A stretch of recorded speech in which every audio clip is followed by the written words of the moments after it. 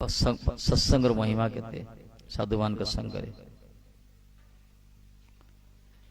जमी आम शुणुचे निम्बार्क संप्रदाय गोटे संप्रदाय निम्बार्क अच्छा सत्संग करी संध्या हो गला महात्मा माने महात्मा आसते सत्संग कले आश्रम को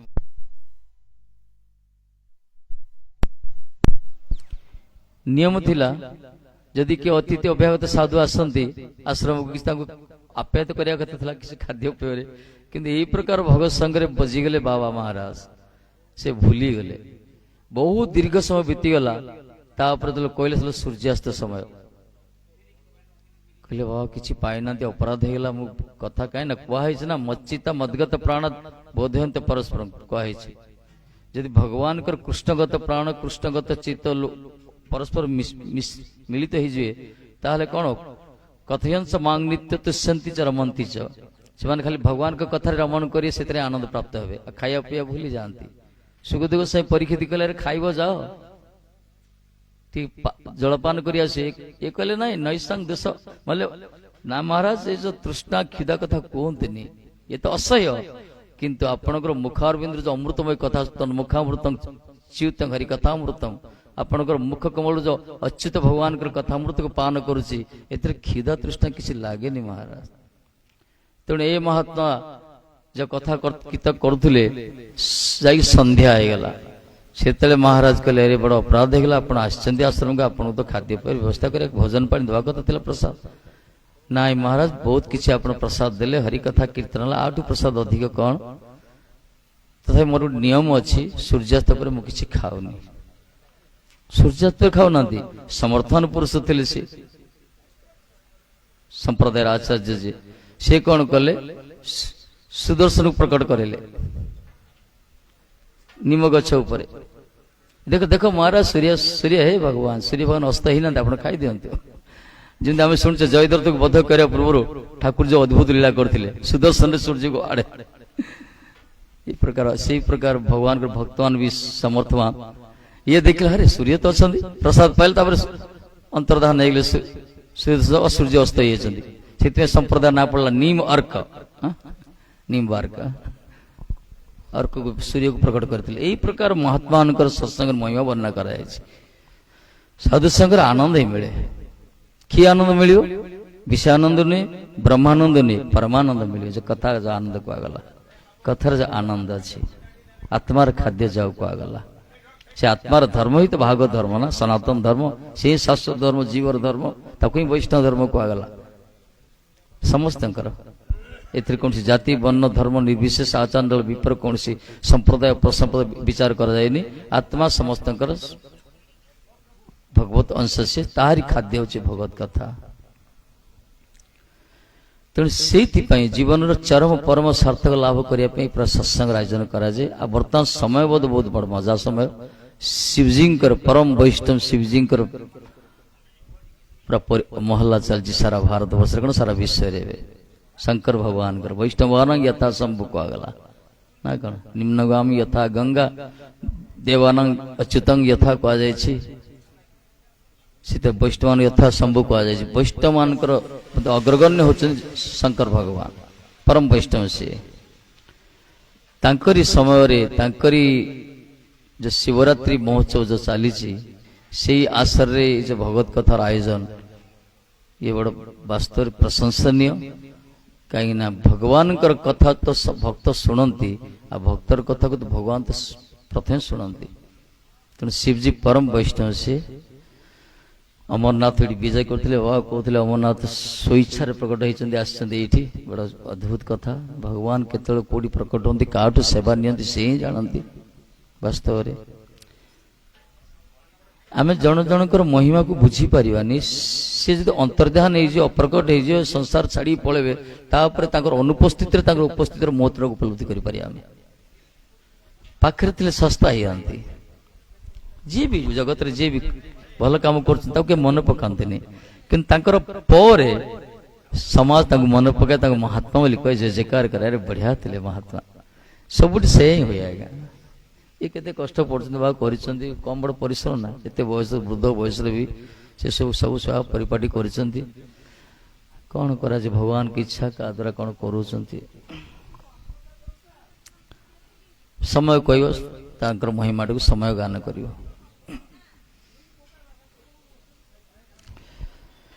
शंकर भगवान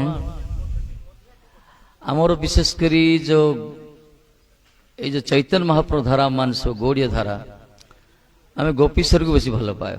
गोपीश्वर वृंदावन मझे जो अच्छा जय जय गोपीश्वर वृंदावन माज वृंदावन मझे जो गोपीश्वर अच्छा से शंकर ही शंकरी ईश्वर गोपी ही गोपी वेश धारण करते महादेव स्वरूप से किंतु गोपी भाव ग्रहण करते महाराज रे प्रवेश करने ठाकुर जी जो राधा कृष्ण जो नित्य रास चलती जो अद्भुत लीला जो तांकर अतिमर्त्य लीला साधारण लोक अचिंत्यनीय कहुई प्रवेश अधिकार न जो समस्त एपरी लक्ष्मी महालक्ष्मी मध्य तपस्यारता से भी एंट्री कर प्रवेश कर पारना शंकर जी मन भीतर भी इच्छा है से रास देखिए परम वैष्णव ना भक्तवान सब बहुत बड़ बड़ कामना करते ये तो परम वैष्णव कहीं कामना करें। वृंदावन बनिपते जय सोम सोमो वृंदावन वृंदावन अवनीपते जय सोम सोमो मौले सनंदन सनातन नारदेभ्यो गोपीश्वर ब्रज विलासी जुगाग्नि पद्म प्रयच्छ प्रेम प्रयच्छ निरुपाधि नमो नमस्ते। गोपीश्वर प्रार्थना एटा वृंदावन अवनीपते वृंदावन धरतीर पति कहगला कहे जय सोम सोम कहीं ना ये हूँ गोपीश्वर। गोपीश्वर अर्थ हूँ थाओ बाबा थाओ ए किसी दिंतुनि जे मागे ताकू देवे। वृंदावन बनिपते वृंदावन पति ईश्वर कहुई जय सोम सोम सोम मान चंद्र चंद्रमा को जी धारण कर मस्तक कहले सनंदन सनातन नारदेभ्य सनक सनातन सनंदन सनत पर नारदादि बड़ बड़ जोगींद्र मुनीन्द्र महर्षि बड़ बड़ विभूति अमलात्मा विमलात्मा महात्मा माने जहाँ को सब वंदना करते जहाँ आराध्य जी इड्य माने स्तुतिर योग्य जी पूजार योग्य जी से शंकर जी गोपेश्वर। गोपेश्वर अर्थ गोपीमान ईश्वर कहते गोपीमान ईश्वर ना ठाकुर जी ना दी गोपेश्वर स्वयं श्री कृष्ण लाला ना गोपेश्वर कहले ब्रज विलास योगाग्रुपंद से ब्रजरे जो माने विलास करने चाहती राधा कृष्ण जुगल चरण रे जो माने लीन होगा चाहती विशेषकर राधा कृष्ण से प्रेम वस्तु प्राप्त होगा चाहती निश्चित रूप से शंकर जी चरण से दरकार से गोपीश्वर को कृपा है जन ब्रज प्रेम प्राप्त हो वर्णना कर प्रेम प्रयच्छ निरुपाधि नमन नमस्ते उपाधि मुक्त हो कौन से अभिमान न रखी निरहंकार भाव निरभिमान भाव जो माने से अम्लान उज्जवल प्रेम को प्राप्त होगा चाहती से शंकर गोपीश्वर चरण प्रणाम करने कहुई बंदन स्तुतिर अर्थ हो थे शंकर बाबा कौन कले भोले बाबा सी तो भजन करती सब राम राम हरे कृष्ण करती बसती अर्ध उन्मिलित नेत्री से बसती पूरा स्थान देखिए पूरा निरल जगह से शंकर का स्थान सब को पहाड़ तले को झरणा कूले को नदी तटे को गुंफा भितर को कैलाश मानसर कुआड़ कुआड़े से था से गला मत शांति लगे पहाड़ भजन स्थली से सब से थे इच्छा कले कहले जो कृष्ण आश्चन जो महाराज कर गोलोक को नहीं आसले वृंदावन बंशी भट्ट गोवर्धन जमुना से प्रकट करेले राशेश्वरी जी स्वामिनी प्रकट है राधा रानी अंशिनी कहला सब समस्त गोपी मान को सृष्टि कर अंशभूता एमान से तो जब विहार करेंगे ठाकुर जी विलास कर बाजा बाजिला तांडव नृत्य करमती डांस नृत्य हो मन भर इच्छा है शंकर से सब इच्छा करते शंकर बेले बेले इच्छा हो जाए समुद्र मंथन पर मोहिनी सरला शंकर जी आसी प्रार्थना कले भगवान पर आप से मोहिनी रूपटा देखले मते ସେ କହିଲେ ତମେ ଭଜନ କରିବା ଲୋକ କାହିଁକି ଏତେ ମୁଣ୍ଡ ଭିତରକୁ ନା ମୋତେ ଦେଖିବା ପାଇଁ ଇଚ୍ଛା ହଉଛି ଏ ଭୋଲେ ବାବାଙ୍କର ସବୁବେଳେ କଣ କଣ ଆସେ ବେଳେ ବେଳେ ଆଉ ଠାକୁରଜୀଙ୍କୁ ବଡ ପ୍ରିୟ ସେ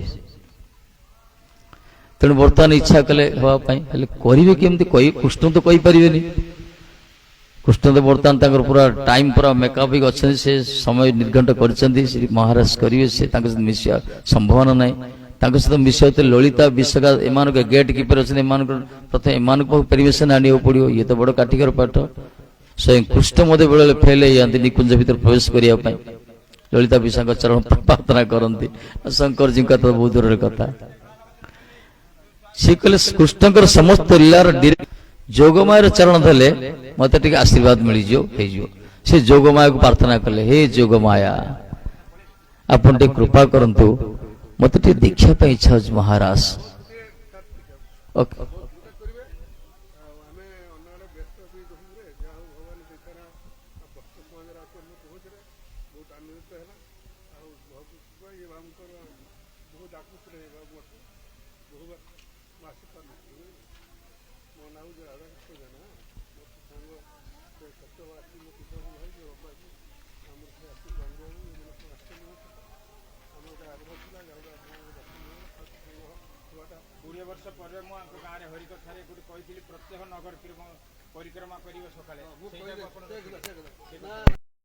ସ୍ତ୍ରୀ ଗୌଡ଼ ଧର୍ମର ଥିଲେ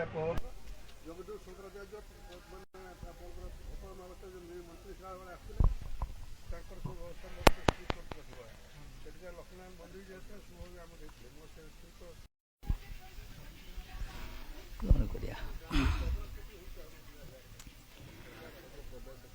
ଆଜ୍ଞା ବିଘ୍ନ ଉପରେ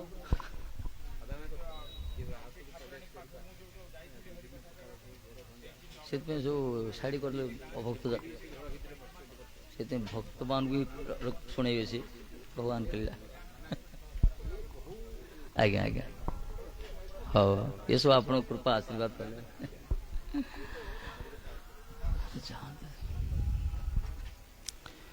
ଶଙ୍କର ବାବା ଦେଖିଲେ ବଡ ଲୋଭ ତାଙ୍କର ଯୋଗମାୟା କହୁଛନ୍ତି ତମେ ଭଜନ କରିବା ଲୋକ ଯାଇକି ଆରାମରେ ଭଜନ କର ଜପ କର ଧ୍ୟାନ କର କାହିଁକି ଏସବୁ ସେ ତା ବୁଦ୍ଧିରେ ପଡୁଛି ନଟକଟି ସେ କଣ କରିବେ କଣ ନାହିଁ ସେ ପାର୍ଷଦ ମାନଙ୍କୁ ସେ ଧରିକି ଆସନ୍ତି ଗୋଲକରୁ ତାଙ୍କ ଟିମ୍ ତାଙ୍କ ଡିପାର୍ଟମେଣ୍ଟ ସେଇଟା ଇଏ କହିଲେ ମୋର ତ ଇଚ୍ଛା ହଉଛି ମୁଁ କଣ କରିବି ଭଜନ କଲା ମାତ୍ରେ ସେଇ ନାଚୁଛନ୍ତି ମନ ଭିତରେ ତାଙ୍କୁ ଟିକେ ଦେଖିବା ପାଇଁ ଇଚ୍ଛା ହଉଛି ସେ ଗୋଲକର ଯୋଉ ନୃତ୍ୟ ବର୍ତ୍ତମାନ ଭୂଲୋକରେ ସେ ପ୍ରକଟ କରିବେ ଗୋଲକ ତ ଆମେ ଯିବା କି ନ ଯିବା ବଡ ସନ୍ଦେହ ମୋ ସମ୍ମୁଖରେ ହଉଛି ପାଖରେ ହଉଛି ଟିକେ ଦେଖିବିନି ନା ପାଖରେ ଯାତ୍ରା ହଉ ତ ଦେଖିପାରିବନି ନା କଣ ତେଣୁ ଶଙ୍କରଙ୍କ ମନ ଭିତରେ ଇଚ୍ଛା ହେଲା ଟିକେ ଦେଖିବା ପାଇଁ ଯୋଗମାୟାକୁ ବହୁତ ଅନୁନୟ ବିନୟ କଲେ ମାଲିସ କଲେ ଯୋଗମାୟା କଲେ ଠିକ ଅଛି ଶଙ୍କର ବାବା ତ କହୁଛନ୍ତି କିନ୍ତୁ ଶଙ୍କରଜୀ ଗୋଟେ କାମ କରିବାକୁ ପଡିବ କଣ ନା ପୁରୁଷ ମାନଙ୍କର ଅଧିକାର ନାହିଁ ସେଥିରେ ପ୍ରବେଶ କରିବା ପାଇଁ କହିଲେ ପୁରୁଷ ମାନଙ୍କ ଅଧିକାର ନାହିଁ ତାହେଲେ କଣ ହବ ନା ତମକୁ ସ୍ତ୍ରୀ ହବାକୁ ପଡିବ କହିଲେ ହେ ଭଗବାନ ସ୍ତ୍ରୀ ହବାକୁ ପଡିବ ନହେଲେ ତମେ ଦେଖିପାରିବନି ଦେଖ ହଉ କଣ କରି ତମେ ଯାଇ ବ୍ରହ୍ମକୁଣ୍ଡରେ ସ୍ନାନ କର ଆଦେଶ କଲେ ଯୋଗମାୟା ଏ ସ୍ନାନ କଲେ ବଢିଆ ସୁନ୍ଦରୀ ସ୍ତ୍ରୀ ଗୋଟେ ହେଇଗଲେ ଶଙ୍କର ବାବା ବଢିଆ ପୁରା ଯୁବତୀ ସିଏ ହେଇଗଲେ ପୁରା ଶୃଙ୍ଗାର ହେଇକି ଆସୁ ସ୍ନାନ କଲେ ପୁରା ଶୃଙ୍ଗାର ହେଇକି ଆସନ୍ତି ପୁରା ତଳୁ ତଳିପା ପର୍ଯ୍ୟନ୍ତ ଶୃଙ୍ଗାର ପୁରା ଯେମିତି ସ୍ତ୍ରୀ ମାନେ ଯୁବତୀ ମାନେ ହୁଅନ୍ତି ଯୋଉ ପ୍ରକାର ପୁରା ଶୃଙ୍ଗାର ବେଶ ଧାରଣ କରିଛନ୍ତି ଆସିଛନ୍ତି ଅବଗୁଣ୍ଠନବଦ୍ଧ ହେଇକି ଆସିଛନ୍ତି ପୁରା ପାଦରେ ଅଳତା ନୂପୁର ସହିତ ଆରମ୍ଭ କରିକି ସବୁ ହେଲେ ହେବ କଣ ଇଏ ତ ଶଙ୍କର ନା ସ୍ତ୍ରୀ ବେଶ ପଡିଗଲେ ହବ କି ଚାଲିଟା ତ ଜଣା ପଡିଯିବ ନା ଇଏ ତାଣ୍ଡ ଭଳିଆ ଚାଲୁଛନ୍ତି ପୁରା ଧୁମ ଧୁମ କରି ଶଙ୍କରଙ୍କ ଚାଲି ଦେଖିଛନ୍ତି ନା ସ୍ତ୍ରୀ ମାନଙ୍କ ଚାଲି ଟିକେ ଗଜଗମନି ଢଳି ଢଳି ଚାଲିବା କଥା ଇଏ ବାବା ସେମିତି ଚାଲି ପାରିଲେନି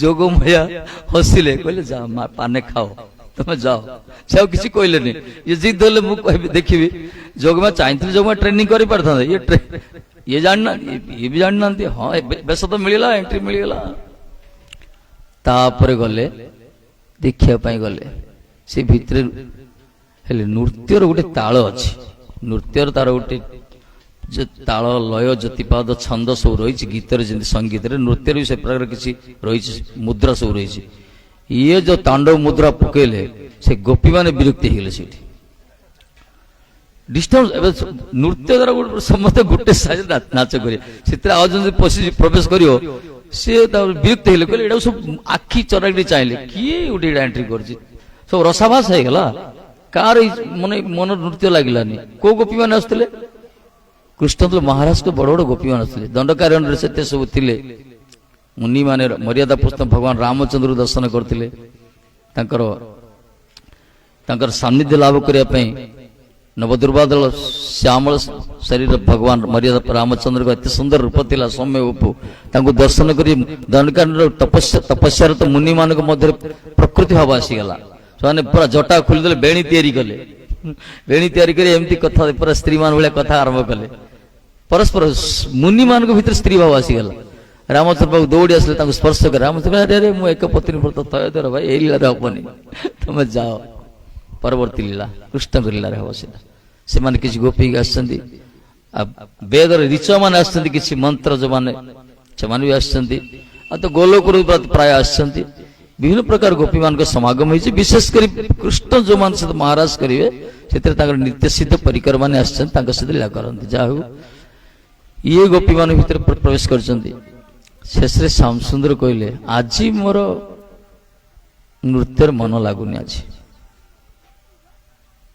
ललिता कहले तुम जाओ देखती कहीं मन लगुनि सब जाति किए किए विजातीय किए प्रवेश करनी तो गोटे सजातीय गोटे विजातीय सजातीय माने निजर निजर चिंताधारा निजर भावना निजर विचार निजर धर्म ए प्रकार जे समान थिबो सेतिर बड़ आनंद हो विजातीय हेगल उल्टा हो धरतु स्वामी डाले जाऊ तो स्त्री पत्र पत्र जाऊ तो या फाइटिंग सृष्टि होला सेठी विजातीय हेगला ना कोन विजातीय ना गोकर्ण थिले हमरो आत्मदेव थिले भागवत रे संत प्रवृत्ति व्यक्ति तांको स्त्री उली मिलथिला धुंदिलो पूरा अपोजिट ये शांत को से पूरा खर पूरा विजातीय हेतिला तेणु पाठ सृष्टि हेतिला तेणु सजातीय सतवृत्ति हमरो गोस्वामी भी कहिछन जहा भी हो ठाकुर जी कहले बोधे कौन सी विजातीय प्रवेश करछि बोधे जाय देख ललिता कहले केई तो ना सब आछन अरे परीक्षा करो के पुरुष के प्रवेश करनी तो ललिता देखि देखि आसले समस्त की पूरा चेक करी करी आसले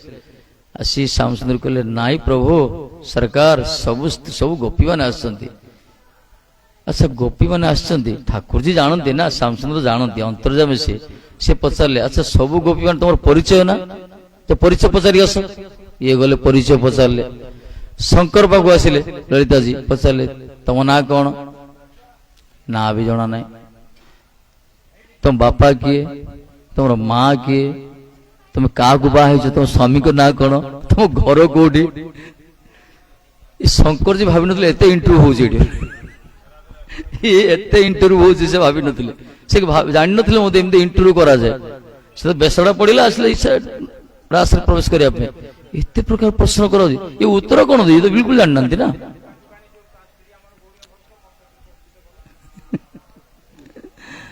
ये कहले चुप हो गले ललिता टिके कहले डाल में काला है ये चुप उत्तर दे पारनी माने ये किसी विपद भला देखले तळु ऊपर देखले सखीडा को पूरा देखले किछि कहले नहीं श्याम सुंदर पाखु आसिले कहले नाई सब खबर नेली अच्छा समस्त परिचय पाइलो तो हाँ किसी विलक्षण देखी ना ठाकुर जी जानी जानी पचार से कहले हाँ मुझे गोटे नुआ सखी देखली नुआ गोपी कौट आस कहले अरे सरकार से कहाँ से आया है कौट आस बापा के माँ के किसी कहनी से अच्छा देखिया पाई केमती से तो गोटे अद्भुत सखी आम तो 2 आंख वाले तो 3 आंख वाले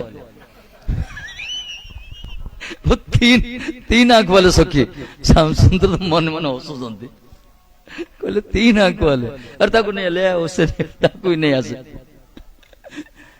ललिता कहले चलो सरकार हीरो डाकु चलो चलिया जना ना चलिए शंकर लज्जा कौन असला कौन से उदंड से बाबा से तो भजन आवेश था सब आज मैंने भजन आवेश था ना उन्माद ही से किसी रही महापुर देखो चलांग मारते पूरा से शंकर सेमती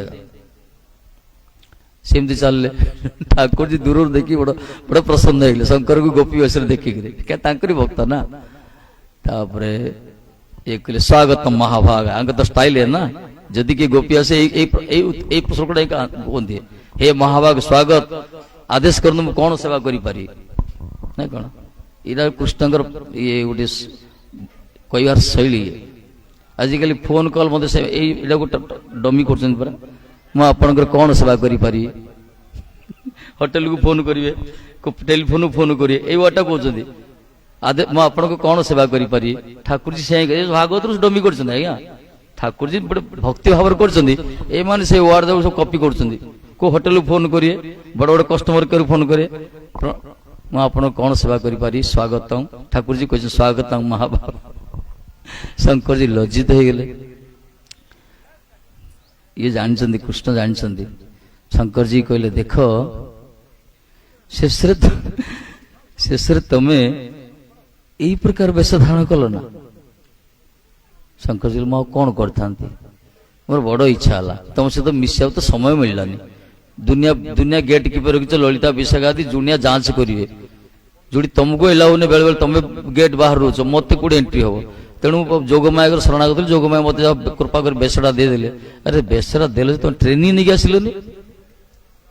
ଠାକୁରଜୀ କହୁଛନ୍ତି ତ ଟ୍ରେନିଂ ହବା ଦରକାର। ଇଏ କ'ଣ ଇଏ ବିଲବାଡରେ କ'ଣ ଷ୍ଟେଜ ପଡ଼ିଛି ନା ନୃତ୍ୟ କରିଦେଉଛି? ଆକୁ ମହାରାଷ୍ଟ୍ରରେ ହେଲେ ତମେ ଟ୍ରେନିଂ, ମୁଁ ଜାଣିଥିଲି ତ କରିଥାନ୍ତି। ତେଣୁ ଗୋଟେ କାମ କର, ତମେ ତ ବେଶ ପଡ଼ିଛ କିନ୍ତୁ ନୃତ୍ୟ କରିପାରିବନି, ତମକୁ ମୁଁ ରଖି ତମେ ଦେଖିପାରିବ। ତମେ କହିଲେ ଦେଖିପାରିବେ? ଆରେ ଦେଖିବାଟା ଦେଖ, ବଡ଼ ବଡ଼ ମହାତ୍ମା ମାନେ, ବଡ଼ ବିଭୂତି ମାନେ ବି ସମ୍ଭବ ନା, ଏଇଟା ତମର ତ ସୌଭାଗ୍ୟ, ଏତିକି ଦେଖି ତ ପାରିବ। କିନ୍ତୁ ଗୋଟେ କଥା, ତମକୁ ନାଁ ଦେଲେ ସେ ଦେଲେ, ତମ ନାଁ ହେଲା ଆଜିଠୁ ଗୋପୀଶ୍ୱର, ଗୋପୀମାନଙ୍କର ଈଶ୍ୱର, ସାରା ବ୍ରଜର ଈଶ୍ୱର ତମେ, ଗୋପୀମାନଙ୍କ ଈଶ୍ୱର। ଯୋଉମାନେ ମହାରାଷ୍ଟ୍ରରେ ପ୍ରବେଶ, ଅନଧିକାରୀ ମାନେ ପ୍ରବେଶ କରୁଛନ୍ତି, ବିଜାତୀୟ ମାନେ, ତମେ ସେମାନଙ୍କୁ ଅଟକି ରଖିବ। କହିଲେ ଗୋପୀଶ୍ୱର। ଯେତେବେଳେ ଗୋପୀଶ୍ୱର ନାଁ ଦେଇଦେଲେ, ରାଧାଣୀ ପଳା ଆସିଲେ। ସ୍ୱାମିନୀ କହିଲେ, ଶ୍ୟାମଚନ୍ଦ୍ର କହୁଛନ୍ତି ତମକୁ ଆଜି ପର୍ଯ୍ୟନ୍ତ ବୁଝିପାରିଲିନି ମୁଁ, ତମେ ମତେ କେବେ ହେଲେ ଗୋଟେ ଗୋପୀଶ୍ୱର କହିଥାନ୍ତ? ଗୋପୀମାନଙ୍କ ଈଶ୍ୱରୀ ମୁଁ ନା। ସ୍ୱାମିନୀ ରାଧାଣୀ କହୁଛନ୍ତି ଗୋପୀମାନଙ୍କ ଈଶ୍ୱରୀ ମୁଁ, ମତେ କେବେ ଏଇ ଶବ୍ଦରେ କେବେ ସମ୍ବୋଧନ ତ କରିନ ଗୋପୀଶ୍ୱରୀ ବୋଲି। ଇଏ ଗୋଟେ କୁଆଡୁ ଗୋଟେ ଆସିଲା, କାଳା କଷୁଟି ଦେଖାଯାଉଛି, କାଳି ସଖୀ ଗୋଟେ କୁଆଡୁ ଆସିଛି, ଗୋଟେ ଦେଖିବା ପାଇଁ ଦେଖୁନ ତିନି ତିନିଟା ଆଖି ଅସୁରୁଣୀ ଭଳିଆ ଦେଖାଯାଉଛି, ଆକୁ ତମେ ଗୋପୀଶ୍ୱର କରିଦେଲ, ମୁଁ ତମ ପାଇଁ କିଏ ନାହିଁ? ସେତେବେଳେ ଶ୍ୟାମଚନ୍ଦ୍ର ଆରେ ଥୟ ଧର, କ'ଣ ଇଏ ଧୀରେ ଗଲେ ସେ ପୁରା ଉଗ୍ର, ପୁରା ଟାଇଟେଲଟା ପ୍ରକୃତି ଇଏ ପାଇବା କଥା ନା, ରାଶେଶ୍ୱରୀ ଉର୍ଜେଶ୍ୱରୀ, ଇଏ ହିଁ ଗୋପୀଶ୍ୱରୀ ହେବା କଥା। କିନ୍ତୁ ସମ୍ବୋଧନ ତାଙ୍କୁ ଦିଆଗଲା। ଯେତେବେଳେ ରାଧାରାଣୀ ପୁରା କ୍ରୋଧାନ୍ୱିତ ହେଇଗଲେ, ଶ୍ୟାମଚନ୍ଦ୍ର କହିଲେ ହାତ ଯୋଡିଛନ୍ତି, ଦେଖ ଚୁପ ଚୁପ ଚୁପ, ଇଏ ତ ମାନଭଞ୍ଜନ କରିବାର ଓସ୍ତାଦ ନା ଆମ ସରକାର। କହିଲେ ଦେଖ, ଇଏ ସାଧାରଣ ସଖୀ ନୁହେଁ ନା, କିଏ? ଶଙ୍କରଜୀ। ଶଙ୍କରୀ ସେତେବେଳେ ବୋଲେ ବାବା ପ୍ରଣାମ କରୁଛନ୍ତି ରାଧାରାଣୀଙ୍କ ଚରଣରେ, କ୍ଷମା। ଏମିତି ବେଶ କାହିଁକି ନା, ମୋର ଇଚ୍ଛା ହେଲା ଆପଣଙ୍କର ନୃତ୍ୟ ଦେଖିବା ପାଇଁ, ତ ପ୍ରଥମେ କହିଥାନ୍ତା ଆମକୁ। ନାଇଁ ନାଇଁ, ସେଇଠୁ ତାଙ୍କ ନାଁ ହେଲା ଗୋପୀଶ୍ୱର। ଗୋପୀଶ୍ୱର ଅର୍ଥ ବୃନ୍ଦାବନର ଦର୍ଶନର, ଯୋଉମାନେ ବାସ୍ତବରେ ସେ ପ୍ରେମ ବସ୍ତୁ ପ୍ରାପ୍ତ ହେବା ପାଇଁ ଚାହାନ୍ତି, ରାଧାକୃଷ୍ଣଙ୍କର ଯୁଗଳ ଯୋଉ ଅଦ୍ଭୁତ ପ୍ରେମ ଯୋଉ କୁହାଗଲା, ପଞ୍ଚମ ପୁରୁଷାର୍ଥ ଯୋଉ କୁହାଯାଇଛି, ବିଶେଷ କରି ଶୃଙ୍ଗାର ରସ ଯୋଉ କୁହାଯାଇଛି, ସେ ରସକୁ ଯୋଉମାନେ ପ୍ରାପ୍ତ ହେବା ପାଇଁ ଚାହାନ୍ତି, ଏଇ ଶଙ୍କର ଗୋପୀଶ୍ୱରଙ୍କ ଶରଣାଗତ ଦରକାର। ଏ ଶ୍ଲୋକର ଅର୍ଥ ସେଇଆ। ସେଥିପାଇଁ କହିଛନ୍ତି ଗୋପୀଶ୍ୱର ବ୍ରଜବିଳାସୀ ଯୁଗ୍ମାଙ୍ଗ୍ରି ପଦ୍ମ, ବ୍ରଜବିଳାସୀ ଯୁଗ୍ମ ଅଙ୍ଘ୍ରି ମାନେ ଭଗବାନଙ୍କର ଚରଣ କମଳ, ରାଧାକୃଷ୍ଣଙ୍କ ଚରଣ କମଳରେ ଯୋଉମାନେ ଆଶ୍ରିତ ହେବା ପାଇଁ ଚାହାନ୍ତି, ସେ ବ୍ରଜବିଳାସ କରିବା ପାଇଁ ଚାହାନ୍ତି, ନିହାତି ସେ ଗୋପୀଶ୍ୱରଙ୍କ ଶରଣାଗତ ଦରକାର। ସେ କ'ଣ କରେ? ପ୍ରୟଚ୍ଛ, ପ୍ରେମ ପ୍ରଦାନ କରିଏ, ନିରୁପାଧି ନମନ ନମସ୍ତେ କୁହାଗଲା। ସେ ଗୋପୀଶ୍ୱରଙ୍କ ଚରଣରେ ଆମେ ପ୍ରଣାମ କରିବା। ତାଙ୍କୁ ଅଧିକାର ଦିଆଯାଇଛି କ୍ଷେତ୍ରପାଳ ହିସାବରେ। ଯେମିତି ଆମର ପୁରୀ ଅଛନ୍ତି, ପୁରୀରେ 5ଟା କ୍ଷେତ୍ର, ଲୋକନାଥ କ୍ଷେତ୍ରପାଳ ରହିଲେ। ଲୋକନାଥ କ୍ଷେତ୍ରପାଳ କାହିଁକି? ପୁରୀର ଭଣ୍ଡାର ରକ୍ଷକ ହଉଛନ୍ତି ଲୋକ, ଠାକୁରଙ୍କର ଯୋଉ ଭଣ୍ଡାର ଚାବି ରହିଛି ଲୋକନାଥଙ୍କ ପାଖରେ। ପଞ୍ଚଦେବତା ସେଠି, ପଞ୍ଚ ମହାଦେବ ପ୍ରଖ୍ୟାତ, ଲୋକନାଥ, ମାର୍କଣ୍ଡେଶ୍ୱର, କପାଳମୋଚନ, ନୀଳକଣ୍ଠେଶ୍ୱର, ୟମେଶ୍ୱର, 5ଟା ମହାଦେବ ପୁରୀର ପ୍ରଖ୍ୟାତ। ସେମିତି ବୃନ୍ଦାବନର ମଝିରେ ଗୋପେଶ୍ୱର ଅଛନ୍ତି, ଆମର ସେଠି ଭୂତେଶ୍ୱର ଅଛନ୍ତି ମଥୁରାରେ। ଏଇ ପ୍ରକାର ଶଙ୍କରଜୀ ବଡ଼ ଭଗବାନଙ୍କର ନିତ୍ୟସିଦ୍ଧ ପରିକର କୁହାଯାଇଛି। ସିଏ କ'ଣ କରୁଥିଲେ? ନନ୍ଦୀଶ୍ୱର ଉପରେ ଅଛନ୍ତି, ନନ୍ଦଗାଁରେ ନନ୍ଦୀଶ୍ୱର କୁହାଗଲା।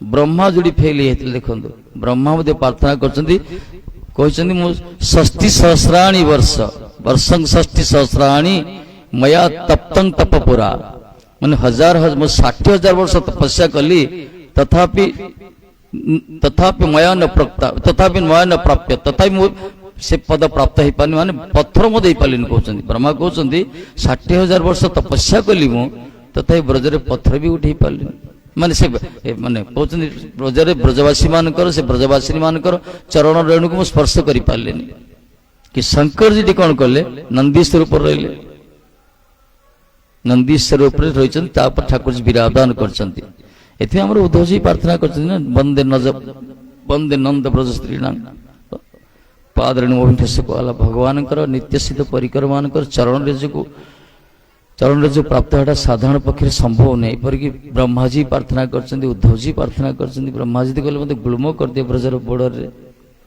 जोड़ी ब्रजवासी माने जीवे आत्मजात जीवाशय करे अंततः चरण प्राप्त हले मोर जीवन तो कृत्य कृत्य हे से प्रेम वस्तु प्राप्त हे जियो तेतने कहना बिना महत पाद रजभिषेकं निष्किंचन वृणीत जावत प्रहलाद जी कहले ना प्रहलाद महाराज कहले हिरण्यकश्यप कहते केते कथा कहछंती ए जो माने इंद्रियासक्त जो माने रहिछंती इंद्रिय प्रति विषय प्रति जो आसक्त रहिछंती असंजत इंद्रिय से मान को केते कहले मते कुष्ठ भोजन करिवेनी कि निजे करि परिबेनी निजे तो करि परिबेनी आ केतना को कहले मते करि परिबेनी जो मान को इंद्रिय ऊपर लगाम नाही इंद्रिय ऊपर संजत नाही असंयतेन्द्र इंद्रिय विषय सत्य से कौन करिए पूर्व जन्म से उच्चिष्ट को ही भक्षण करिए चर्बित चर्वण पुनः चर्बित चर्वणांक आगला से सुख को निद्राहार भय मैथुन सुख निज को अभिषिक्त में न करे भलुंटित नईचे शरणागत नईचे केवे से भगवान के चरण को स्पर्श कर पारे प्रेम तो बहुत दूर कथा प्राप्त होना कहला वास्तव रे भजन जो करती ना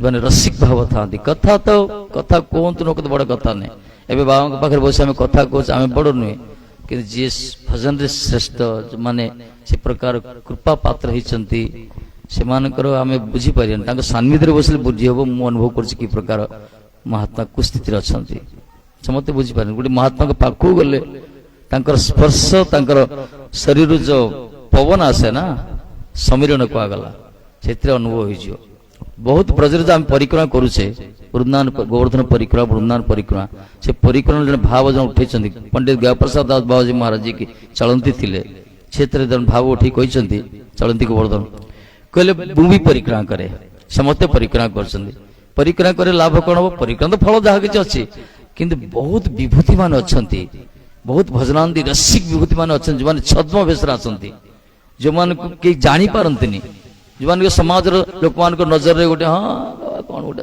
कि से तो चली चली जाती ना जिते से चरण रज पवन संचालित प्रवाहित देह में बाजिव ताले शरीर भी पवित्र हो देह को बाजी जो पवन टा प्रवाहित हो तो से अंगस्पर्श से प्रभंजन प्रभाव जो आम देह को स्पर्श कर आमर भक्तिटा स्वतस्फूर्ति हो कृष्ण चिंतन हो उद्देश्य मु परिक्रमा करुछि कहले मोर कौन सामर्थ्य था कि न था मोर कौन भजन संस्कार था कि न था किंतु विभूति मान परिक्रमा कर महात्मा परिक्रमा कर अंगस्पर्श जो पवन जब मो देह बाजियो मोर भी भजन स्फूर्ति हो लालसा आज्ञा ये प्रकार लोभ एम जो सिद्धांत रही ना महात्मा के पाखे बसियो महात्मा के चरण तले अभिनिवेश हम ताहले निश्चित रूप से भगवान जो अप्राकृत जगत जो अलौकिक लीला से जो कर अद्भुत लीला जो आम चिंतातीत कहला आम उपलब्ध बुझी पारिबा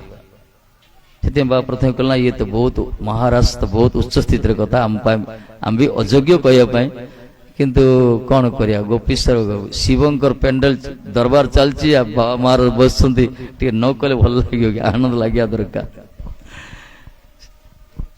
तेणुक सी गोपीश्वर कहला क्षेत्रपाल भी कह समस्त जो माने वास्तव रे श्रृंगार कह शांत दास्य सख्य वात्सल्य श्रृंगार कहगला ये पंचरस ठाकुर जी अच्छा सब उन्नत उज्जवल रस हूँ श्रृंगार रस विशेषकर गोपी मान सहित राधाराणी सहित जो बिहार विलास से रस को आनंद को आम साधारण जो बुझी पार संभव ना से निहाती दरकार तार एकमात्र योग्यता हूँ कौन महाभागत चरण आश्रित हम प्रहलाद जी से प्रहलाद जी कहले विशेषकर मह्यसंग पाद रजभिषेक निष्किंचन वृणीत जावत जिते दिन पर्यंत कौन निष्किंचन महात्मा क्या कहगला जो मैंने निजपाई किसी रखती जो निजपाई किसी करती ଯାହା ବି କରନ୍ତି ଭଗବାନ ପାଇଁ, ଭକ୍ତ ପାଇଁ, ସମାଜ ପାଇଁ, ଯାହା ବି ହଉ ନିଜ ପାଇଁ କିଛି କରନ୍ତିନି। আমার বলিতে প্রভু আর কিছু নাই, তুমি তো আমার পিতা মাতা বন্ধু ভাই। সর্বস্ব তোমার চরণে সঁপিয়া পড়িছি তোমার ঘরে, তুমি তো ঠাকুর তোমার কুকুর বলিয়া জানো মরে। এই যে সম্পূর্ণ শরଣାগত মান ଥାନ୍ତି ନା, ତାଙ୍କୁ ଆମେ ଦେଖିଲେ ଜାଣିପାରିବାନି। ତାଙ୍କ ସହିତ କିଛି ଦିନ ମିଶିବା, ତାଙ୍କ ସାନ୍ନିଧ୍ୟରେ ରହିବା, ଯଦି ଭଜନ କରୁଥିବା ଜାଣିହବ। ଆମ ଗୁରୁମା ଥରେ ପଚାରୁଥିଲେ ବୈଷ୍ଣବ କେମିତି ଚିହ୍ନିବା? ଗୁରୁମା ଗୋଟେ ୱାର୍ଡ କହିଥିଲେ, ବୈଷ୍ଣବ ହେଲେ ବୈଷ୍ଣବ ଚିହ୍ନିବ। ସିଧା କଥା, ବୈଷ୍ଣବ ହେଲେ ବୈଷ୍ଣବ ଚିହ୍ନିବ। ଆଉ ତମ ପୁଥି ଦ୍ୱାରା ଖୋଜିଲେ ମିଳିବନି ବୈଷ୍ଣବ କାହାକୁ। ତମେ ନିଜେ ଯଦି ଭଜନ କରିବ, ନିଜେ ସେ ପ୍ରକାର ସ୍ଥିତିରେ ଥିବ, ତାହେଲେ ଦେଖିଲେ ଅନୁଭବ କରିପାରିବ କୋଉମାନେ ପ୍ରକୃତ ସ୍ଥିତିରେ ଅଛନ୍ତି। ଆଉ ନିଜେ କିଛି ଆଚରଣ ନଥିବ, ଖାଲି ଉଚ୍ଚାରଣ ଥିବ, ବେକାର ସବୁ ବକବାସ ସବୁ। ଆଚରଣ ଉଚ୍ଚାରଣ ଯେ ଠିକ ଥିବ, ତାହେଲେ ସେ କଥାର ବି ଦମ ଅଛି, ସେଥିରେ ବି ଆନନ୍ଦ ଅଛି। ଯାହା ବଡ଼ ଖୁସିର କଥା, ମହାରାଜ ପଦାର୍ପଣ କରିଛନ୍ତି। ମୋ ଦର୍ଶନ କରିବା ବହୁତ ଇଚ୍ଛା ହେଇଥିଲା, ସତ୍ୟ କଥା। କାନପୁର ବାବା ଆସିଛନ୍ତି, ବଡ଼ ଖୁସିର କୃପା କରୁଛନ୍ତି ସେ। ତେଣୁ ଶଙ୍କରଜୀଙ୍କର ଏଇ ହଉଛି ଲୀଳା। ବାସ୍ତବରେ ସେ ବଡ଼ ଭୋଲେ ବାବା। ସେ ଭାଗବତ ସୃଷ୍ଟି ହେଲା, ଦେଖୁନାହାନ୍ତି, ଭାଗବତ ସୃଷ୍ଟି କରିଲେ। କୌଶିକ ସଂହିତାରେ ବର୍ଣ୍ଣନା କରାଯାଇଛି, ଭାଗବତରେ ବର୍ଣ୍ଣନା କରେ ସେ କଥା। ଯେତେବେଳେ ଶଙ୍କରଜୀ ଧ୍ୟାନରେ ବସିଛନ୍ତି, ପାର୍ବତୀ ଜଗଦମ୍ବା ଜଗତ ଜନନୀ ବସିଛନ୍ତି ଆଶ୍ରମରେ, ନାରଦ ବାବାଙ୍କର ଆଗମନ ହେଲା। ନାରଦ କହିଲେ ଜୟ ଜୟ ମହାତେ ପ୍ରଣାମ। କହିଲେ ନାରଦ ତମେ ଆସିଲ, ଯାହା ହଉ। ନାରଦଙ୍କର ଅବାଧ ଗତି ନା, ନାରଦ ଗୋଟେ ପ୍ରକାର ଚରିତ୍ର, ଅବାଧ ଗତି। କି ସୁର କି ନର, ସବୁଠି ତାଙ୍କର ଗତି ରହିଛି। ପହଞ୍ଚନ୍ତି ସେ। ନାରଦ ତ କଥା କହିବାର ଓସ୍ତାଦ ନା, ସିଏ ଜାଣି ଶୁଣି ଖୁଳିଆ, ସେ ଏମିତି କିଛି ଲୀଳା କରନ୍ତି, ଏ ପ୍ରକାର କିଛି କହିଦିଅନ୍ତି, ଯୋଉଠି ପର୍ବ ସମୟରେ ଗୋଟେ ବଢିଆ ଲୀଳା ତିଆରି ହେଇଥାଏ। ନାରଦ କହିଲେ ମା ମୋର ଗୋଟେ ପ୍ରଶ୍ନ, ଆପଣ ଖୁସି ଅଛନ୍ତି ତ? ଏ କହିଲେ ନାରଦ ଖୁସି କାହିଁକି ନାହିଁ? ଆରେ ସାକ୍ଷାତ ଜଗତ ଗୁରୁ ଯିଏକି ଶଙ୍କର ଭଗବାନ, ଯାହାଙ୍କର ଯୋଉ ଶଙ୍କରଜୀଙ୍କ ଚରଣ ତଳେ ମୁଁ ଆଶ୍ରିତ, ଯିଏ ମୋର ଜନ୍ମ ଜନ୍ମାନ୍ତର ଆରାଧ୍ୟ, ଯିଏ ତାଙ୍କର ସାନ୍ନିଧ୍ୟ ଲାଭ କରି, ତାଙ୍କରି କୃପାପାତ୍ର ହେଇ, ତାଙ୍କରି ଚରଣାଶ୍ରିତ ହେଇ ମୋର ଅସୁବିଧା କଣ?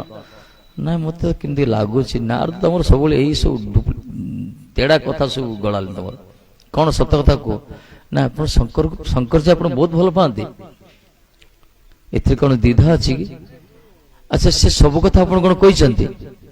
ଆରେ ନାରଦ ତାଙ୍କର ଏମିତି କୌଣସି ଗୋପନ ନାହିଁ, ସେ ପୁରା ସରଳ, ତମେ ଜାଣିନ, ପୁରା ଭୋଲା ଭୋଲେ ବାବା, ସେ ପୁରା ସରଳ। ଆଶୁତୋଷ ସେ କ୍ଷଣକ ବିମାନା ନାହିଁ, କି ପୁରା ସବୁ କହିଛନ୍ତି। ମତେ ବେଶୀ ଭଲ ପାଇଛନ୍ତି, ଆଉ ବେଶୀ ସବୁ କଥା କହିଛନ୍ତି।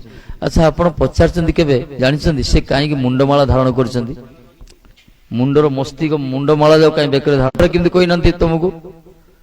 ହରେ କୃଷ୍ଣ ନାରାୟଣ କରି ଚାଲିଲେ, ତାଙ୍କ କାର୍ଯ୍ୟ ହେଇଗଲା ନା। ସେ ପିଞ୍ଚ ମାରିଦେଲେ ମୁଣ୍ଡରେ ପୁରା ପୋଡ଼ିଦେଲେ। ସେ ଇଏ ତ ମା ନା, ସେ ପାର୍ବତୀ ହୁଅନ୍ତୁ କି ଲକ୍ଷ୍ମୀ ହୁଅନ୍ତୁ, ମା ତ ମାତୃଶକ୍ତି ଅଭିମାନିନୀ ଏମାନେ ସବୁ। ତାପରେ ନା ଶୃଙ୍ଗାର ନାହିଁ, କିଛି ନାହିଁ, କିଛି କଲେନି। ଗୋଟେ ମାନ ହେଇକି ବସିଲେ ସେ। ଶଙ୍କରଜୀ ଆସିଲେ ବହୁତ ସମୟ ପରେ, ଦେଖିଲେ ତାଙ୍କ ପାଇଁ ସ୍ୱାଗତ ସମ୍ବର୍ଦ୍ଧନା ବି କିଛି ନାହିଁ। ଆଜି କିଛି ଦୀପ ବି ପ୍ରଜ୍ୱଳିତ ହଉନି, ସ୍ୱାଗତ ସମ୍ବର୍ଦ୍ଧନା ନାହିଁ, ଶଙ୍କନାଦ ବି ନାହିଁ, ଓଳୋଳି ନାହିଁ, ବନ୍ଦାପନା ନାହିଁ। ଆଜି କଣ ଆଶ୍ରମ ପୁରା ଶୂନ୍ୟ, କଣ ହେଇଛି? ଦେଖିଲେ ଆଶ୍ରମ ନନ୍ଦୀ ଭୂମି ପଚାରିଲେ କଣ ହେଇଛି? ସେମାନେ ପାଟି କରି ଚୁପ୍ କହିଲେ। ଆପଣ ଦେଖନ୍ତୁ ସେ କୋଣରେ ବସିଛନ୍ତି। ସେ ଇଏ ଗଲେ ଯେ, ଇଏ ପୁରା ମୁଣ୍ଡ ପୋତିକି ନଖରେ ଗାର ଟାଣିକିରି କାନ୍ଦି କାନ୍ଦି ମୁଣ୍ଡ ଫୁଲେଇକି ବସିଛନ୍ତି। ଶଙ୍କର ଦେଖିଲେ ବାବରେ, ଇଏ ସରିଲା, ମାନ ଭଞ୍ଜନ କରିବାକୁ ପଡିବ, ଆଉ ରାସ୍ତା କିଛି ନାହିଁ। ଅଭିମାନ ନା, ଶଙ୍କରଜୀ କୃଷ୍ଣଙ୍କର ଭକ୍ତ ନା, ସେ ବି ଜାଣିଛନ୍ତି ସେ କି ପ୍ରକାର କୃଷ୍ଣଙ୍କର ଭକ୍ତମାନଙ୍କୁ ଏ ପ୍ରକାର ବଢିଆ କଳା ଥାଏ। ସେ କହିଲେ ବହୁତ ବହୁତ ଚାଟୁ କଥା କହିଛନ୍ତି, ପ୍ରସନ୍ନ କଥା କହିଛନ୍ତି। କହିଲେ ଦେଖ, ତମେ ଯଦି ଏ ପ୍ରକାର ଏମିତି ଚୁପ ରହିଯିବ, ତାହେଲେ ମୋର ସାଧନ ଭଜନ ଆମେ କରିବା କେମିତି? ଭଗବତ ଆରାଧନା କରିବା କି ସମ୍ଭବ ନାହିଁ ନା। ତମରି ସହାୟତାରେ, ତମରି ସହଯୋଗରେ ହିଁ ସାଧନ ଭଜନ ପୂର୍ଣ୍ଣ ହଉଛି, ନହେଲେ ଆଶ୍ରମ ତ ପୁରା ଅପୂର୍ଣ୍ଣ ହେଇଯିବ ଆମର ସାଧନ ଭଜନ। ବହୁତ କଥା ପ୍ରଶଂସା କରିଛନ୍ତି। ଶେଷରେ କହିଲେ କୁହ କଣ ହେଇଛି କୁହ? ସେ କହିଲେ ଆପଣ ମତେ ପ୍ରକୃତିରେ ଭଲ ପାଉଛନ୍ତି ନା? ଶଙ୍କର କହିଲେ ଆରେ ଏଥିରେ ପ୍ରଶ୍ନ କରୁଛ, ତମକୁ ଭଲ ପାଉନି କାହାକୁ ଭଲ ପାଏ? ଏ ଦୁନିଆରେ ତମ ଛଡା କିଏ ଅଛନ୍ତି କୁହନ୍ତୁ?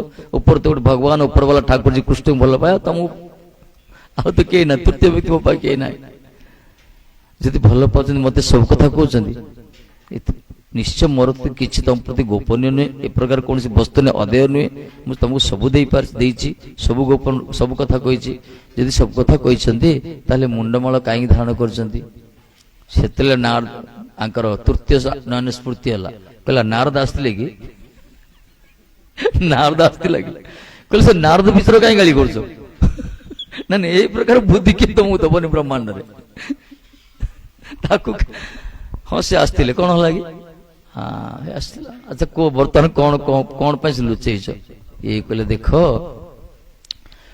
ତମେ ତ କହିଲେ ବିଶ୍ୱାସ କରିନି, କହିବ ପୁରୁଷ ମାନେ ସବୁ ଏମିତି ପ୍ରଶଂସା କରୁଛନ୍ତି। ମୁଁ ତମକୁ ଏତେ ପ୍ରୀତି କରେ, ଏତେ ଭଲ ପାଏ, ଆତ୍ମା ଭଳିଆ ଭଲ ପାଏ। ତମର ମୃତ୍ୟୁ ପରେ ତମର ପ୍ରୀତିର ପ୍ରତୀକ ମାନେ ଧାରଣ କରି ମୁଁ ନିଜକୁ ତମର ସାନ୍ନିଧ୍ୟକୁ ଲାଭ କରିଥାଏ। ତମକୁ ଏତେ ପ୍ରୀତି କରେ, ତମକୁ ମୁଁ ସବୁବେଳେ ଦୂରେ ରଖିବା ପାଇଁ ଚାହେଁନି। ପ୍ରୀତିର ପ୍ରତୀକ ସଂକେତ ସଦୃଶ ତମର ମୁଣ୍ଡମାଳ ଯାକୁ ମୁଁ ଧାରଣ କରିଛି। ପାର୍ବତୀ ଖୁସି ହେଇଗଲେ। କୋଉ ସ୍ୱାମୀ ସ୍ତ୍ରୀ ଖୁସି ହବନି? କଣ ଯେ ସ୍ୱାମୀ ଏ ପ୍ରକାର କହିବେ? ଯଦି ସ୍ୱାମୀ ଏମିତି କହିବେ, ତମେ ପ୍ରତି ମରିଗଲା ପରେ ତମର ମୁଣ୍ଡମାଳଟା ମୁଁ ବେକରେ ଧାରଣ କରିଛି, ତମକୁ ଏତେ ଭଲ ପାଏ ମୁଁ, କୋଉ ସ୍ୱାମୀ ଭଲ, କୋଉ ସ୍ତ୍ରୀ ଭଲ ପାଇବନି? ପାର୍ବତୀ ବଡ଼ ଖୁସି ହେଇଗଲେ। କିନ୍ତୁ ନାରଦ ତ ଯାଇଛନ୍ତି ଗୋଟେ ମହତ୍ଵ ଉଦ୍ଦେଶ୍ୟ ସାଧନ କରିବା ପାଇଁ, ବୁଦ୍ଧିଟା ଦେଇଛନ୍ତି। ପାର୍ବତୀରେ ମଧ୍ୟ ଆଙ୍କର ତୃତୀୟ ନୟନ ଥିଲେ, ତାଙ୍କର ତୃତୀୟ ବୁଦ୍ଧି ଅଛି ନା, ଥାର୍ଡ, ସେ ବୁଦ୍ଧିଟା ଲଗେଇଲେ।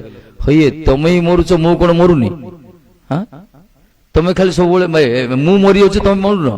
ମୁଁ ସବୁ ଜନ୍ମରେ ମରୁଛି, ତମେ ମରୁନ ନା?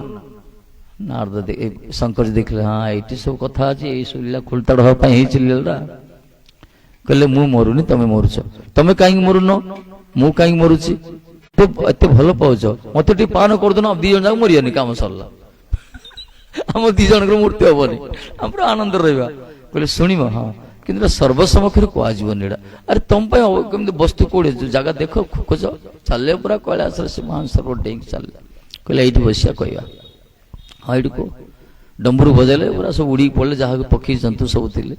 କଥା ଆରମ୍ଭ କରିଛନ୍ତି। କଣ୍ଡିସନ ସର୍ତ୍ତ କଲେ, ମୁଁ କଥା କହୁଥିଲି ତମେ ହୁଁ ହୁଁ କରୁଥିବ। ଇଏ କହିଲେ ହଁ ମହାରାଜ ହୁଁ। ଏଇ ଭିତରେ ଶୋଇ ପଡିଛନ୍ତି ପାର୍ବତୀ। କେତେ ଶୁଣିବେ ଏ କଥା? ଆମର ବି ଯୋଉଠି କଥାବାର୍ତ୍ତା ଚାଲୁଛି, ମା ମାନେ ଦେଖୁଥିବେ, ଟାଇମଟାକୁ ଦେଖୁଥିବେ। ଆଉ ଟିକେ ପରେ ସମସ୍ତେ ଦେଖିବା 12ଟା 1 2ଟା ହେଇନି ନା କଣ, ଭୋଗ ଲାଗିନି ନା କଣ? ଏ ବେଶୀ ମାନେ ଆମର ଧାରଣ କରିବାର ଶକ୍ତି କମ। ବାସ୍ତବରେ ଅଛନ୍ତି ଯୋଉମାନେ ରସିକ, ଭାବୁକ, ଯୋଉମାନେ ପ୍ରେମିକ, ସେମାନଙ୍କର ଦିନ ରାତି କୁଆଡେ ବିତିଯିବ, ସେମାନେ ଡୁବି ରହିଥାନ୍ତି। ସେ ମହାତ୍ମା ବି ଅଛନ୍ତି ସବୁ, କିନ୍ତୁ ସାଧାରଣ ଲୋକ ପକ୍ଷରେ ଏ ସମ୍ଭବ ନୁହେଁ। ଯୋଉମାନେ ବାସ୍ତବରେ ଭଜନ କରନ୍ତି, ସେମାନେ ଆର ମହତ୍ଵ ବୁଝନ୍ତି। କିଛି ସମୟ ପରେ ପାର୍ବତୀ ନିଦ ଭାଙ୍ଗିଲା। ପଚାରିଲେ ତାପରେ କୋଉଠି ଥିଲେ, କଣ ହେଲା କି? ଶଙ୍କର କହିଲେ ତମେ କୋଉଠି ଥିଲ କି? ନା ମୁଁ ଶୋଇ ପଡିଥିଲି। ଶୋଇ ପଡିଥିଲ? ଆଉ ହୁଁ ହୁଁ କରୁଥିଲ କିଏ? ମୁଁ ଜାଣିଛି ନା, ମୁଁ ତ ଶୋଇଛି ଏଇଠି, ତମ ହୁଁ ହୁଁ କରୁଥିଲ। ସେ କଥା ଏତିକି ଥାଉ, ମୁଁ ଚାଲିଲି।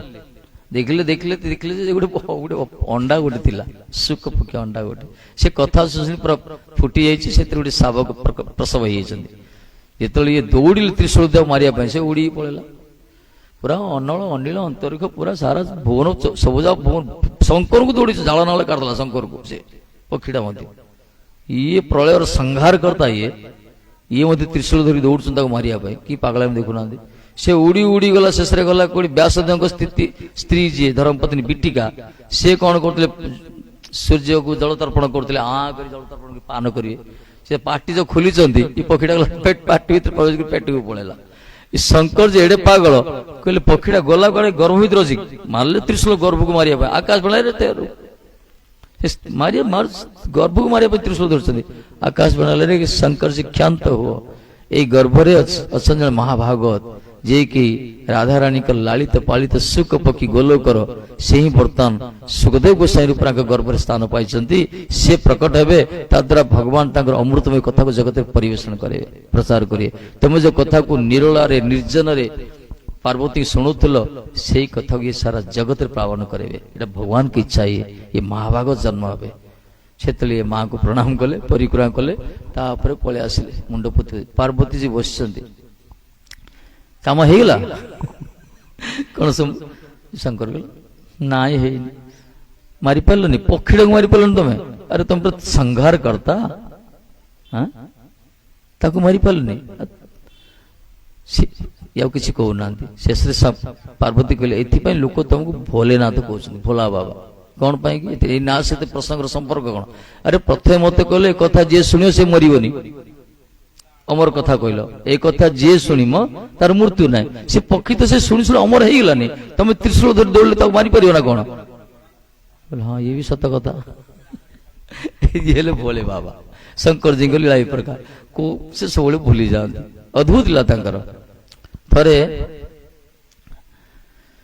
शंकर जी पार्वती अम्मा तांकर विलास कर विहार कर समय पार्वती कौन कहले देख घर खंड तो कलनी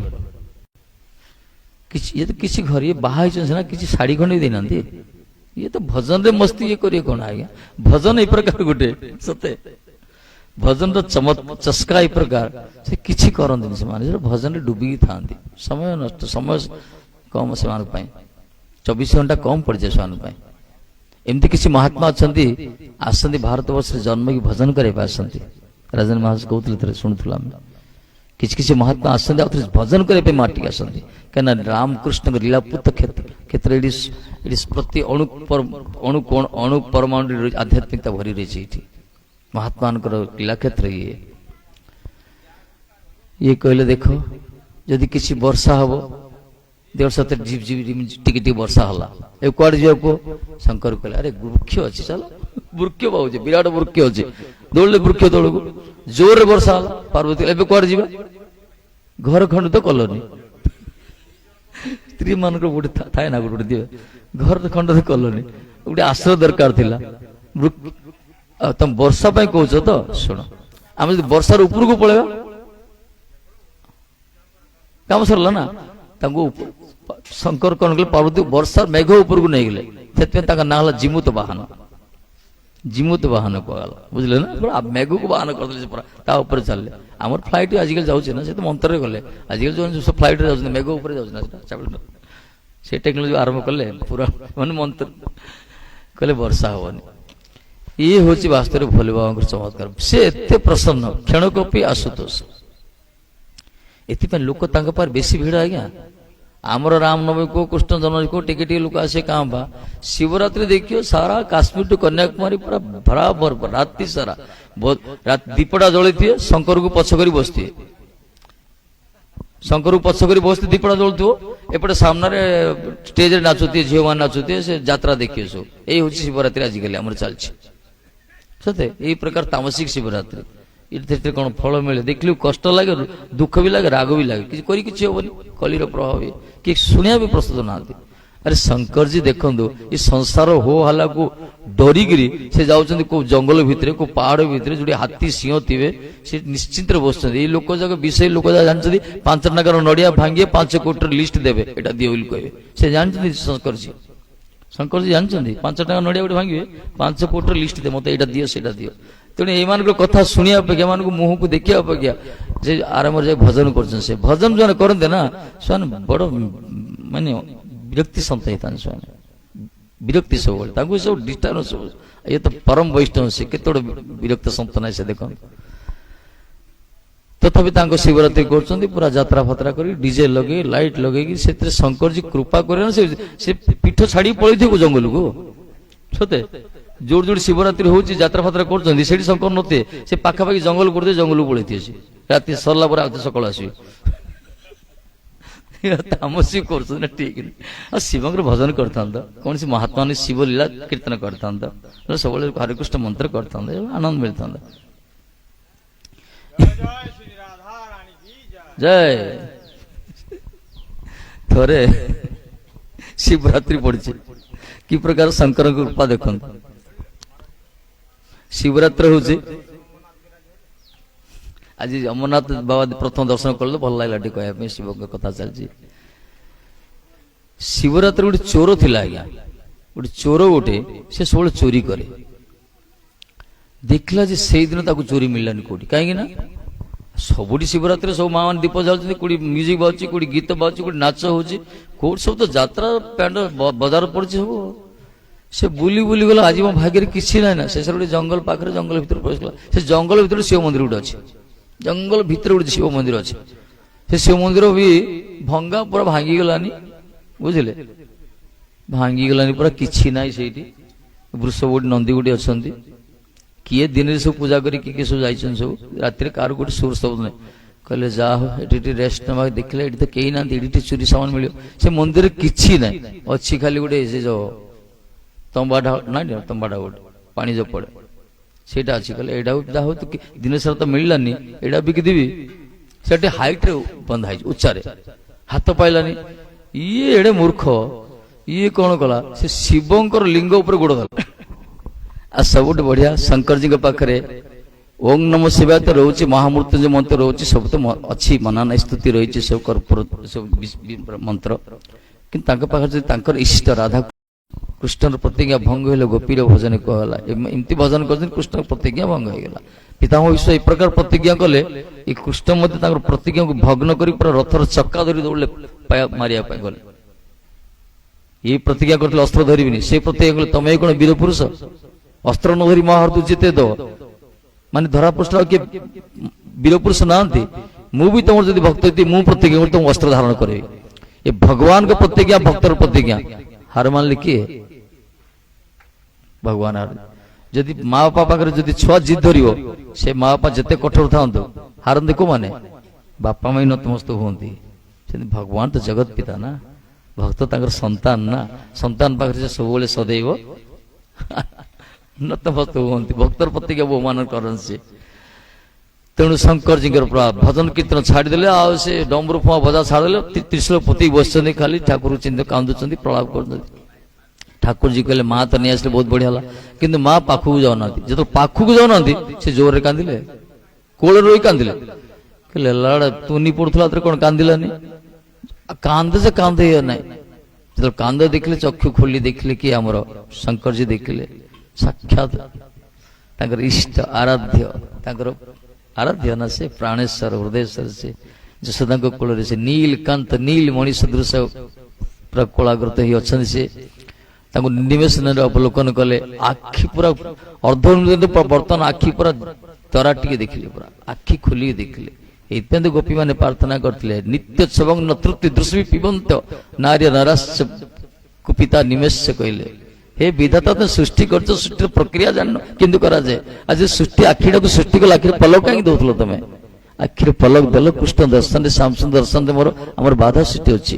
ନିତ୍ୟ ଉତ୍ସବ, ତାଙ୍କୁ ଦର୍ଶନ କଲେ ଉତ୍ସବ ମାନେ ଆନନ୍ଦ, ନିତ୍ୟୋତ୍ସବ ନ ତୃପ୍ତି ଦୃଶ୍ୟ ପିବନ୍ତ୍ୟ।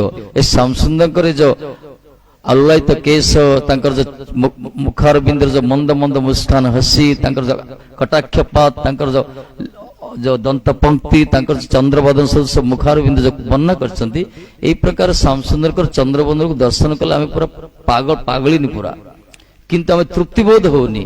ତାଙ୍କର ମୁଖାରବିନ୍ଦର ମକରନ୍ଦକୁ ପାନ କରି ମଧ୍ୟ ଆମେ ଅତୃପ୍ତି ବୋଧ କରୁଛୁ। ତେଣୁ ତମେ ଚକ୍ଷୁରେ ପଲକଟା କାହିଁକି ଦେଲ ବିଧାତା? ଆଖି ସୃଷ୍ଟି କରିଥାନ୍ତ, ଜଗନ୍ନାଥ ଭଳିଆ କରିଥାନ୍ତ, ପଲକ ନଥାନ୍ତା, କାମ ସରିଥାନ୍ତା, ଆଉ ଖାଲି ଦେଖିଥାନ୍ତ ତାଙ୍କୁ। ସେଥିପାଇଁ ସେ କୁପିତ ନିମେଷ, ନିମି ପ୍ରତି କୁପିତା ହେଲେ, ବ୍ରହ୍ମାପତି କ୍ରୋଧ କରୁଛନ୍ତି। ଆଜି ଶଙ୍କରଜୀ ପୁରା ଆଖି ପଲ ପୁରା ତରାଠରେ ଚାହିଁଲେ। ଯଶୋଦା ତ ମା ମନ ତ ଭୟ ସଂକୁଳିତ, ଯୋଉଠି ପ୍ରୀତିଟା ଘନୀଭୂତ ଥିବ ସେଠି ଭୟଟା ବେଶୀ ଥାଏ। ପ୍ରୀତି ଯୋଉଠି ବେଶୀ ଘନୀଭୂତ ଥିବ, ଭୟ ବେଶୀ ଆସେ, ଭୟଟା ପାଖେ ପାଖେ ଥାଏ। ଛୁଆ ଯେତେ ବଡ ହେଇଥାଉ, ବାହାରକୁ ଯାଇଥିଲେ ନ ଫେରିଲା ପର୍ଯ୍ୟନ୍ତ ମା ମନ ସବୁବେଳେ ହାର୍ଟ ବିଟ୍ ତାଙ୍କର ହେଇଥାଏ, କଣ ହେଇଥିଲା, କୁଆଡେ ଯାଇଥିବ, କଣ ହେଇଥିବ। ଘନୀଭୂତ ପ୍ରୀତି ଯଶୋଦାଙ୍କର। ସେ କହିଲେ ହେ ଭଗବାନ, ହେ ବିଧାତା, ରକ୍ଷା କର୍ମ ଲାଲାକୁ, ଇଏ ଏଡେ ଏଡେ ଆଖି କାଢି ଚାହିଁଲାନି, ଇରା କି ଗୁଣିଆ ଗୋଟେ ମନ୍ତ୍ର ତାନ୍ତ୍ରିକ ବୋଧେ। ତାପରେ କୌଣସି ରାସ୍ତା ଦେଖିଲେନି, କିଏ ଗୋଟେ କାନରେ କହିছে ତମେ ଟିକେ ରଖ, ସେ ଟିକେ ପାଖରେ ଟିକେ ନେଇ ରଖ, ଲାଲ ବୋଧେ ସେୟା ଚାହୁଁଛନ୍ତି। ଯଶୋଦା ଡରି ଡରି ଗଲେ, ପାଖରେ ଶୁଆଇଦେଲେ। ଏ ଶଙ୍କରଜୀ ମଧ୍ୟ ତାଙ୍କର ଇଏରୁ କହିଛନ୍ତି ଲାଅ ଲାଅ ଲାଲା, ପାଖରେ ରଖିଲେ, ତଳେ ଶୁଆଇ ଦେଇଛନ୍ତି, ମାନେ ଗାମୁଛା ତାଙ୍କର ପଲଙ୍କ କରି ଶୁଆଇଛନ୍ତି ତଳେ, ଶଙ୍କରଜୀଙ୍କ ତଳେ। ସେ ସମୟରେ ଶଙ୍କରଙ୍କର ଯୋଉ ବେକରେ ଯୋଉ ସାପ, ଏଇ ଯୋଉ ଅଣ୍ଟାର ସାପ, ଏଇ ସାପ ଯା ବାହାରିଲେ, ଯେହେତୁ ସାପ ଯାକ ଫଣା, ସେମାନେ ଚାହୁଁଛନ୍ତି ନା ଇଷ୍ଟକୁ ଦର୍ଶନ କରିବା ପାଇଁ। ଯଶୋଦାଙ୍କର ପୁରା ଝାଳ ବାହାରି ପଡିଲା, ଏ ବାବା ବାବା କ୍ୟା କର ରहे हो ବାବା, ମାରଦେ ମର ଯାଏंगे मेरे लाला, ମୋ ଲାଲାକୁ ମାର ଦो। ଶଙ୍କରଜୀ ଚୁପ୍, ପାଟି। ଇଏ ଯଶୋଦା ଥରୁଛନ୍ତି ପୁରା, ସବୁ ଲୋକ ଦେଖୁଛନ୍ତି ସେଇଠି, ଏ ସାପ ଯାକ ଧୀରେ ଧୀରେ ସ୍ପଷ୍ଟ କରୁଛନ୍ତି। ଶଙ୍କରଜୀ କଣ କଲେ, ଠାକୁରଜୀଙ୍କ ଚରଣକୁ ଧରିଲେ, ଚରଣକୁ ମସ୍ତକରେ ଲଗେଇଲେ, ଚୁମ୍ବନ କଲେ, ଛାତିରେ ଧରିଲେ, କଳାକୃତ କରିଛନ୍ତି, ଜାବୁଡ଼ିକି ଧରିଛନ୍ତି। ଆଖିରୁ ତାଙ୍କର ଯେମିତି ଗଙ୍ଗା ଯମୁନା ଶରୀର ପୁରା ରୋମାଞ୍ଚ ହେଇଗଲା। ଯୋଉ ଅଷ୍ଟସାତ୍ଵିକ ବିକାର କୁହାଯାଇଛି ନା, ଆମର ଯୋଉ ଅଶ୍ରୁ, କମ୍ପ, ପୁଲକ, ଯୋଉ ଘର୍ମ, ରୋମାଞ୍ଚ ଏସବୁ କୁହାଯାଇଛି, ମୂର୍ଚ୍ଛିତ ଅବସ୍ଥା ତାଙ୍କର, ଏ ପୁରା ଅଷ୍ଟସାତ୍ଵିକ ବିକାର ଆରମ୍ଭ ହେଲା। ମହାଭାଗବତ ସ୍ଥିତି ତାଙ୍କର ଆରମ୍ଭ ହେଲା ଶଙ୍କରଜୀଙ୍କର। କାହିଁକିନା ସେ ଏତେ ନିକଟରେ କେউ ଦେଖିନଥିଲେ। ସେ ଆଜି ସାକ୍ଷାତ ପରମ ପରମେଷ୍ଠି ପରାତ୍ପର ଅଖିଳ ବ୍ରହ୍ମାଣ୍ଡର ମୂଳ ପୁରୁଷ ରସ ବୈଶ ରସରାଜ ରସିକ ଶେଖର କୃଷ୍ଣଙ୍କର ବାଳ ଝାଙ୍କି ସେ ଆଜି ଦର୍ଶନ କଣ କରୁଛନ୍ତି, ଆଲିଙ୍ଗନ କରିଛନ୍ତି, ତାଙ୍କ ଛାତିରେ ବକ୍ଷରେ ଧାରଣ କରିଛନ୍ତି। ତେଣୁ ସେ ନିଜକୁ ବୁଝିଗଲେ ଶଙ୍କରଜୀ ଆଜି ପୁରା ପାଗଳ। ଏମିତି ତ ସେ ଭଗବତ ଭଜନରେ ପାଗଳ ହେଇକି ଥାନ୍ତି। ଆଉ ପାଗଳ ଭଗବତ ଭଜନର ପାଗଳ ବସନ୍ତି, ଭଗବାନ ଯଦି ମିଳିଯାଏ କଣ ଅବସ୍ଥା ଆଜ୍ଞା। ପୁରା ଯଶୋଦା ବି ଦେଖି ଆଶ୍ଚର୍ଯ୍ୟ ହେଇଗଲେ। ମୁଁ ଆକୁ ଗୁଣିଆ ଭାବୁଥିଲି ତାନ୍ତ୍ରିକ, ନାଇଁ ରେ ମା, ଇଏ ଗୁଣିଆ ତାନ୍ତ୍ରିକ ନାଇଁ, ଇଏ ତ ଗୋଟେ ସାଧୁର ଲକ୍ଷଣ ଏସବୁ। ସେ ପଚାରିଲେ, ବାବା ତମେ କିଏ? ତାଙ୍କର ସେ ବିକାର ଦେଖିଲେ, କିଛି ନା ଲାଲାକୁ ସେ ଚୁମ୍ବନ କରୁଛନ୍ତି, ଚରଣ ସ୍ମରଣ କରୁଛନ୍ତି, ପ୍ରିୟ କରୁଛନ୍ତି, କାନ୍ଦୁଛନ୍ତି। ଆଉ ତାଙ୍କୁ କୋଳରେ ଗଲା ପରେ ଠାକୁରଜୀଙ୍କର କାନ୍ଦ ପୁରା ବନ୍ଦ ହେଇଗଲା। କାନ୍ଦ ବନ୍ଦ ନାହିଁ, ପୁରା ହସ ଆରମ୍ଭ ହେଇଗଲା। ହସ ଆରମ୍ଭ ହେଲା, ଖିଲଖିଲି ହସୁଛନ୍ତି ପୁରା। ଆଉ ସେ ତାଙ୍କର ଯୋଉ ହସ ନା ଠାକୁରଜୀଙ୍କର ବଡ ପାୱାରଫୁଲ। ସେ ହସ ଠାକୁରଜୀଙ୍କର, ଏମିତି କୋଟି କୋଟି ସଂସାର ଛୁଆ ମାନେ ଯଦି ଟିକେ ସୁନ୍ଦର ଥିବେ, ଗୁଲଗାଲିଆ ଥିବେ, ତାଙ୍କୁ ଯଦି ହସି ଦେଖେ କେତେ ଆନନ୍ଦ ଲାଗୁଛି ଆମ ବାବା। ଆଉ ସେ ବ୍ରହ୍ମାଣ୍ଡର ମାଲିକ ଯେତେବେଳେ ବାଲଗୋପାଳ ରୂପ ଆସିଛନ୍ତି, ଯେତେବେଳେ ସେ କୋଳରେ ଶୟନ କରି, ଭକ୍ତର କୋଳରେ ଶୟନ କରିଛନ୍ତି, ଶଙ୍କରଜୀଙ୍କ କୋଳରେ ଯେତେବେଳେ ସେ ହସୁଛନ୍ତି ନା, ସେ ହସକୁ ବର୍ଣ୍ଣନା କରିବା ପାଇଁ ଟୀକାକାର ମାନଙ୍କର ଭାଷା ନାହିଁ ଆଜ୍ଞା। ବାସ୍ତବରେ ଅବର୍ଣ୍ଣନୀୟ କୁହାଗଲା। ତାଙ୍କର ଯୋଉ ମନ୍ଦ ମନ୍ଦ ମୁସ୍କାନ ହସ, ତାଙ୍କର ଯୋଉ ଲାଲିମା ଉଷ୍ଟ ଅଧର, ସେଥିରେ ଦନ୍ତ ପଙ୍କ୍ତି, ଯୋଉ ମୁକ୍ତା ପଙ୍କ୍ତି ସଦୃଶ ଦନ୍ତ ପଙ୍କ୍ତି, ଏଥିରେ ତାଙ୍କର ଯୋଉ ଚକ୍ଷୁ, ଯୋଉ ଚକାନୟନ ମାନେ କଟାକ୍ଷପା ଯୋଉ ଚକ୍ଷୁ, ତାଙ୍କର ଆଲୋଳାୟିତ କେଶ କପଳକୁ ସ୍ପର୍ଶ କରୁଛି, ଅଦ୍ଭୁତ ରୂପ ଯୋଉ ମାଧୁରୀମା, ତାଙ୍କର ଯୋଉ ଅମୃତ ଯେମିତି ନିଃସୃତ ହଉଛି ତାଙ୍କର ମୁଖାର ବିନ୍ଦୁରୁ, ତାଙ୍କର ହସରେ। ସେ ତ ପୁରା ପାଗଳ ହେଇଗଲେ। ଯଶୋଦାମା ବି ଦେଖିଲେ, ଯାହା ହଉ ମୋ ଲାଲା ବଡ ମତେ କେତେ ଆନନ୍ଦ ପାଉଛି ଆଜି। ହଉ ଯେତେ ସେ କହିଲେ, ବାବା ଯେତେ ସମୟ ତମେ ଧରିବ ଧର, ମୋ ଲାଲା ତମ ପାଖରେ ଥାଉ। ତାପରେ ସେ ଖାଦ୍ୟପାନର ବ୍ୟବସ୍ଥା କଲେ। ଗଲେ ଯଶୋଦା ମା ବଢିଆ ବଢିଆ ପ୍ରସାଦ ନେଇ ଆସିଲେ। ଶଙ୍କରଜୀ କହିଲେ, ସେଠି ତମେ ଏଇଠି ରୁହ। ସେଇଠୁ ସେ ନନ୍ଦୀଶ୍ୱର ରୂପରେ ରହିଛନ୍ତି, ନନ୍ଦୀଶ୍ୱର ଯୋଉ କହିଲା ନନ୍ଦୀଶ୍ୱର ରହିଛନ୍ତି। ଯଶୋଦା କୃପା କଲେ, ଆମେ ନନ୍ଦଭବନ ଯିବା ଦେଖିବା। ସେଇଠି ନନ୍ଦଭବନଙ୍କର ବାଁ ପଟେ ନନ୍ଦୀଶ୍ୱର ମହାଦେବ ରହିଛନ୍ତି। ମହାଦେବ ସବୁବେଳେ ପାଇଁ ସେ ଦର୍ଶନ କଲେ। ଏଇ ହଉଛି ଆମର ଭୋଲେ ବାବାଙ୍କର ମହିମା। ଆଉ ତାଙ୍କ ଠାକୁରଜୀଙ୍କର ଅନନ୍ୟ ଭକ୍ତ ସିଏ, ମାନେ କାନ୍ଦିକି ମଧ୍ୟ ସେ ଲୀଳା ସୃଷ୍ଟି କରିଦେଲେ। କାନ୍ଦ କରିକି ସେ ଭକ୍ତ ପାଖକୁ, ଭକ୍ତ ସହିତ ମିଶ୍ରଣ ହେବା ପାଇଁ କି ପ୍ରକାର ଲୀଳା